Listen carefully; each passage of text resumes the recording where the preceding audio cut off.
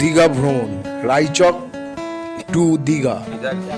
আসুন, আমাদের বাড়ি থেকে অটো ভাড়া করে চলে এলাম আমরা সব সকালে 6টার মধ্যে আমরা রায়চকে পৌঁছে গিয়েছি।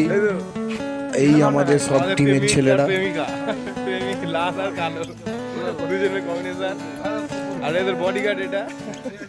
আমাদের 6:30 রায়চক থেকে কুকড়াহাটি লঞ্চ ছাড়ে। আমাদের টিকিট কাটা হয়ে গেছে, আমরা এক এক করে সবাই এগিয়ে যাব, গিয়ে ভেসাল ধরবো। ধরে ওখান থেকে কুকড়াহাটি থেকে বাসে করে আমরা চলে যাব সোজা দীঘা। আমাদের ভাড়া পড়বে কুকড়াহাটি থেকে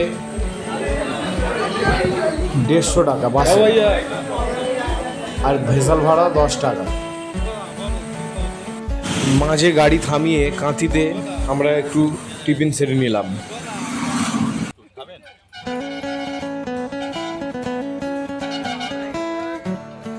কাঁথি থেকে 10 মিনিটের ব্রেক নিয়ে আমরা আবার রওনা দেব দীঘার উদ্দেশ্যে।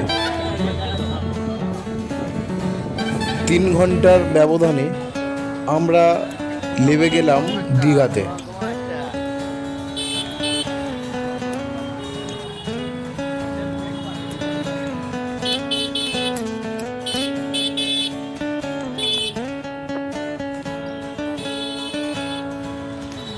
আমরা হোটেল খুঁজে নিয়ে কিছুক্ষণ রেস্ট নিয়ে আমরা সমুদ্রের ধারে চলে যাব।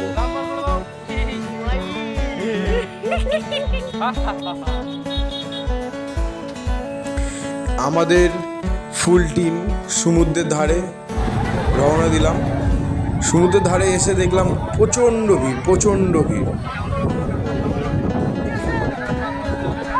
আমরা দীঘাতে কি করলাম নেক্সট ভিডিওতে আবার দেব, দেখে নেবেন। টাটা, আবার পরের ভিডিওতে দেখা হচ্ছে।